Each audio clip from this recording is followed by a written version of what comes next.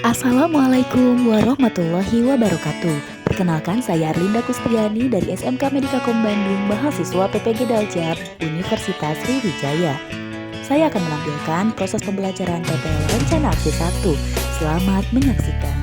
Bismillahirrahmanirrahim. Assalamualaikum warahmatullahi wabarakatuh. Waalaikumsalam warahmatullahi wabarakatuh. Apa kabar hari ini? Baik. Baik, alhamdulillah. Ya, memang terlihat segar-segar sih hari ini. Tapi supaya nanti pulang kita membawa ilmu ya, bermanfaat. Alangkah baiknya kita mulai kelas dengan doa. Silakan aja pimpin doanya. Sebelum belajar, marilah kita berdoa dalam hati, mulai. Berdoa selesai. Periksa di bawah, di depan, di meja, di kolong bangku ada?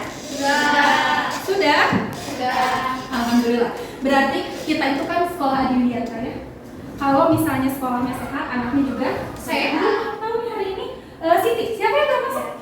Ada 5 orang. Banyak sekali. Kenapa tidak masuk? Coba ibu catat dulu ya. Siapa yang tidak masuk? Selisa sakit. Iya. Alfil izin. Iya. Fitri izin. Kita doakan Cinta bisa segera Sembuh. sembuh. Bisa bergabung lagi dengan kita ya dalam pembelajaran biologi yang mengasihkan. Ya, asik ya.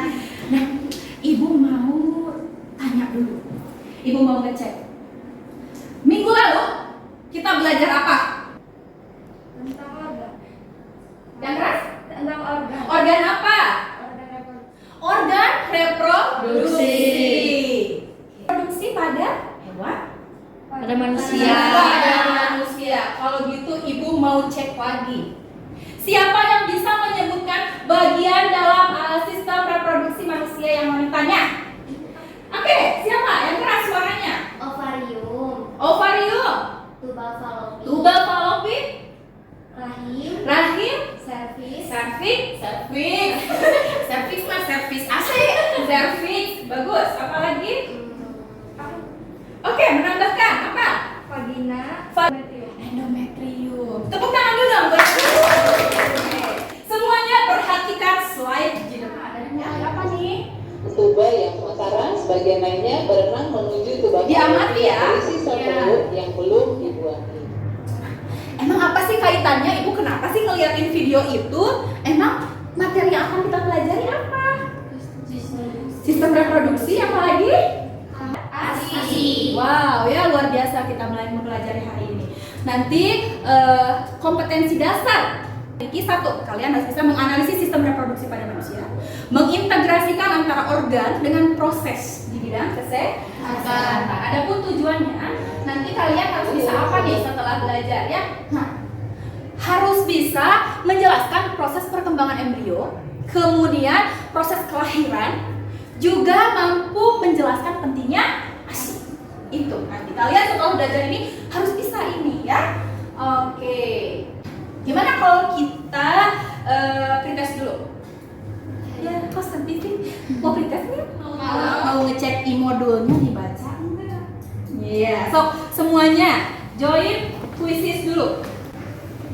Banyak penilaian yang akan ibu lakukan. Silakan dalam diskusi. Jangan diam aja gitu ya. Kalau diam nanti kan beda nilainya. Kemudian nanti presentasi juga akan ibu nilai keaktifannya ya.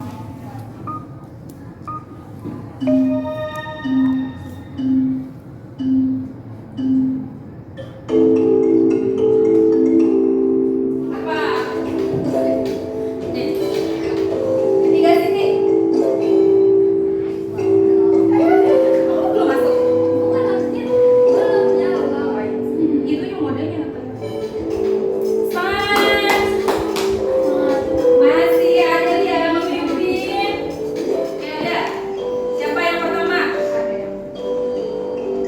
First ada, yang secondnya Intan. Oke, ini tapi gak boleh makanan sekarang. Oke. SMK. Mantap ya. Kalian harus fokus lagi, lihat lagi. Sekarang akan ada sesuatu yang akan ibu tampilkan. Tapi sebelum ibu menampilkan itu, kalian harus duduk berkelompok dulu. Udah berkelompok belum? Siap berkompetisi untuk mengerjakan sebuah masalah dan misteri ya. Oke, semuanya perhatikan. Coba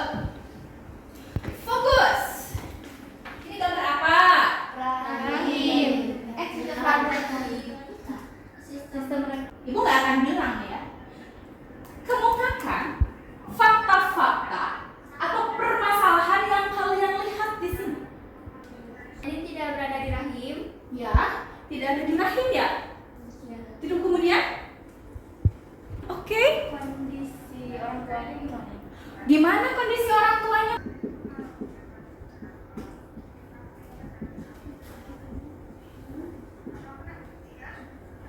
Bisa berkembang di tuba fallopi. Oh, kenapa menempel juga ini ya?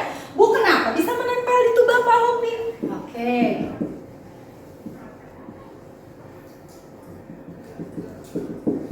Tuba fallopi itu nama lainnya apa? Iya.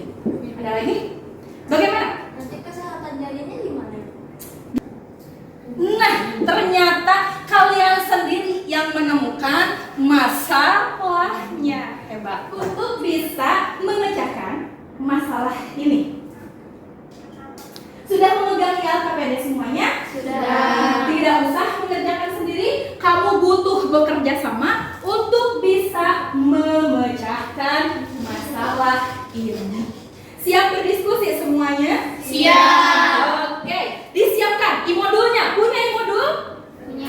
Oke, kemudian yang akan ibu dibuat, dikerjakan, kemudian e-modulnya juga dibaca karena ada juga di situ clue-clue atau jawaban mungkin sekarang mulai berdiskusi. Oke, sangat boleh. Boleh searching. Silakan berdiskusi untuk menjawab dari pertanyaan-pertanyaan di dalam LKPD tersebut. Nah ini ya, LKPD-nya sama dengan ini. Oke, ayo. Di sini ada tulisan, ayo kita amati ya. Diamati sama kalian seperti yang tadi pertanyaan-pertanyaan ini luar biasa. Diamati, lalu silahkan isi pertanyaan-pertanyaan ini. Teman berdiskusi. Oke, berdiskusi ya. Menurut Intan, apa saja masalahnya? Oke, dicatat ya nanti di situ. Letak janin tidak pada tempatnya. Menurut Siti apa?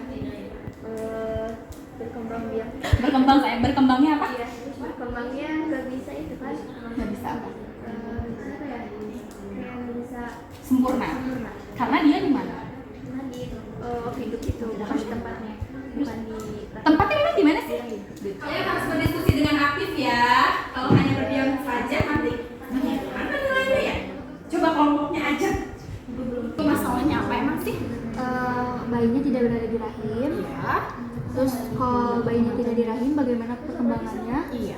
Karena tidak ada asupan makan. Iya. Apakah Kamu udah hebat juga dia. Emang asupan makan dari mana sih kalau bayi? dari siapa? ibunya. Dari ibu melalui apa? Asi. Ari-ari atau plasenta? Mantap. Iya. Terus ada lagi yang ini nih, namanya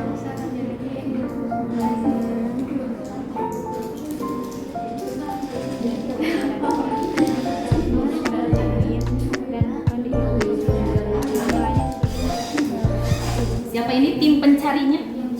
mencari semuanya. Mencari semua? Del, dapat Del? Apa namanya itu Del? Kesimpulan. Nah, harus dianalisis penyebabnya apa ya? Semuanya. Bagaimana tadi? Dampaknya bisa meninggalkan. Oh tadi ibu kan?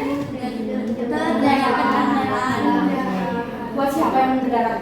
Pendaratnya siapa? Ibunya. Bahaya dong ya? Jadi solusi untuk ngomong ini apa? Jadi ada 3 nih ya Bu. Harus ya. Coba berdasarkan hasil kamu mengkaji literatur ya, bagaimana? Jadi harus disuntik methotrexate. Jadi tahap awal yang paling direkomendasikan Laparoskopi ya. Terus yang terakhir itu bedah parotomi. Oke, kalau yang satunya lagi? Jika kondisi ibu disertai dengan pendarahan hebat, maka perlu ditindak operasi laparoskopi. Silakan kalau gitu karena bagus nilainya kita ke depan. Silakan sini. Silakan. Assalamualaikum warahmatullahi wabarakatuh. Waalaikumsalam warahmatullahi wabarakatuh. Emang itu di mana? Itu dijelasin di situ. Ada yang mau menanggapi? Dari ini. Coba siapa? Ajukan tangan. Oke, aja. di kelompok kami kenapa bisa berada di Ovidu, apa yang terjadi jika bayi tidak dirahim dan bagaimana cara mengatasinya, apakah normal, dan apakah nyawa ibu dan anak terancam. Ya, lebih lengkap lagi tuh, hasil mengkaji permasalahannya lebih bagus. Oke. Terus menempel di Ovidu. Betul ya. Infeksi atau peradangan pada daerah saluran indung telur sehingga terjadi perlengketan yang menutup jalan sel telur yang telah dibuahi menuju ke dinding rahim. Jaringan parut dari bekas operasi daerah rahim dan panggul sebelumnya atau operasi yang melibatkan saluran indung telur dapat menyebabkan kehamilan ektopik karena adanya penutupan saluran indung telur. Solusinya bagaimana kelompok ini? Methotrexate. Jadi tahap awal yang paling direkomendasikan pemberian obat melalui suntikan akan bekerja untuk menghentikan perkembangan sel ektopik sekaligus menghancurkan sel tersebut. Dua, ada bedah laparoskopi. Terus yang ketiga ada bedah laparotomi. Kalau kesimpulannya gimana? Jadi kehamilan ektopik adalah kelainan implantasi dari perubahan sel telur. Sel telur yang telah dibuahi oleh sperma secara alami seharusnya akan menempel pada dinding rahim. Namun, pada jenis kehamilan ini dapat pembuahan menempel pada tempat lain selain di dinding rahim, memiliki penyebab adanya penutupan saluran indung telur, abnormalitas pertumbuhan dari janin atau adanya cacat janin yang menyebabkan hasil pembuahan tidak dapat menempel pada dinding rahim. Mantap, saya tepuk tangan dulu buat yang mengklarifikasi bahwa memang betul kehamilan ektopik itu adalah kehamilan yang tidak normal. Artinya dia si janinnya menempel di mana? Ovidum. Apa sih di ovida? Sama aja. Bukan, apakah dia memang kehamilan ektopik itu selalu di ovida enggak? Enggak, tadi udah baca ya. Bisa di mana saja ya? Bisa di dekat serviks. Wah ya, luar biasa. Tapi yang paling banyak itu di tuba fallopi. Yaitu kalau misalnya sudah parah harus dilakukan pengangkatan tuba fallopi. Jadi tidak bisa kehamilan. Kemudian, Ibu mau kalian menyimpulkan dong apa yang telah kita pelajari hari ini. Ayo disimpulkan pelajaran kita tentang Oke, bagaimana kesimpulannya? Kesimpulan pelajaran hari ini, kita dapat mengerti tentang sistem reproduksi wanita, tentang terjadinya jika kehamilan tidak berada di rahim, dan penyebabnya juga. Ya, betul. Ada lagi Dan cara penanganannya. cara penanganan kehamilan ektopik. Tadi yang di awal-awal kita belajar tentang apa? ASI pentingnya ASI. Ya, hebat, kesimpulannya luar biasa. Kemudian kalian juga sudah tahu ya tadi proses kehamilan. Terus jadi apa lagi? Morula. Terus glasura.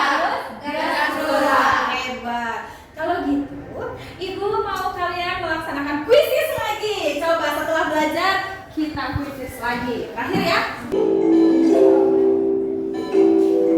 Siapa juara 1? Juara 2?